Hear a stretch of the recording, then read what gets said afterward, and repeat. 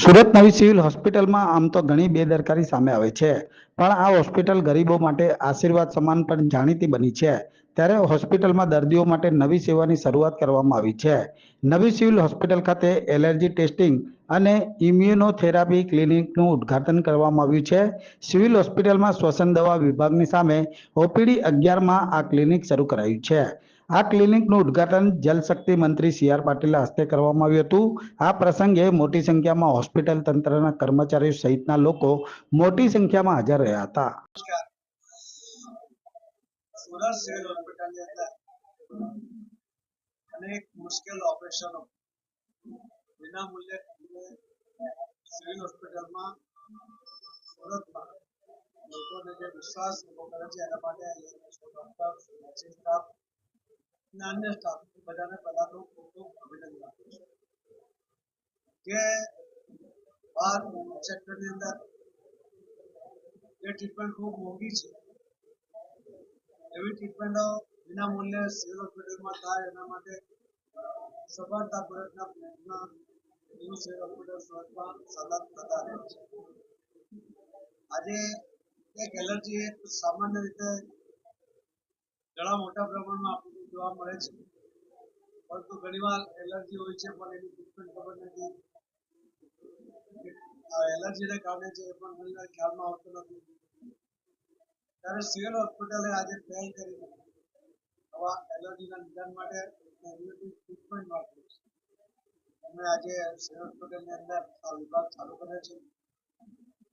જે બહાર સારવાર કરાવી હોય કે નિદાન કરાવીને સારવાર કરે તો લોકો 1.5 થી 2 લાખ રૂપિયાનો ખર્ચ આવે છે.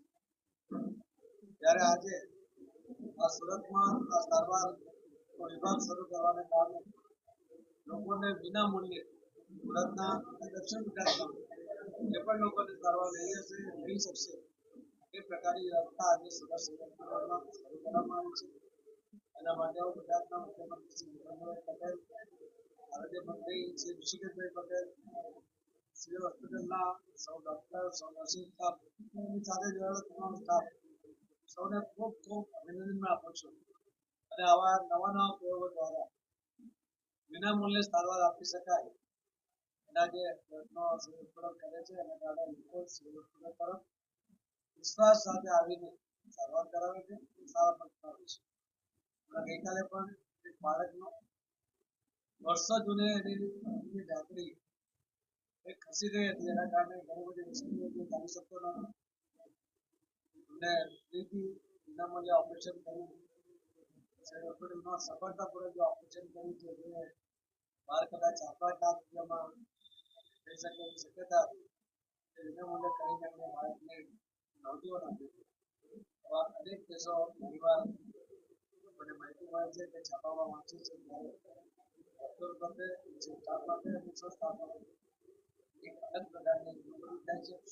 ડોક્ટરો જે સમર્પિત સેવા કરતા હોય છે અને જીવન જોડાયા હોય એ ન્યૂ સિવિલ હોસ્પિટલ સુરતમાં આપણને જોવા મળે છે. ફરીથી હું આપના માધ્યમથી દક્ષિણ ગુજરાતના તમામ લોકોને વિનંતી કરીશ કે એલર્જીની કોઈ પણ સમસ્યા હોય તો આપ અહીંયા નિદાન કરી શકો છો અને વિના મૂલ્યે ટ્રીટમેન્ટ પણ કરાવી શકો છો. એનો લાભ તમે ન્યૂ સિવિલ હોસ્પિટલમાં લો એ મારી સૌને વિનંતી પણ છે. ફરીથી ડોક્ટરોના આભાર. ધન્યવાદ.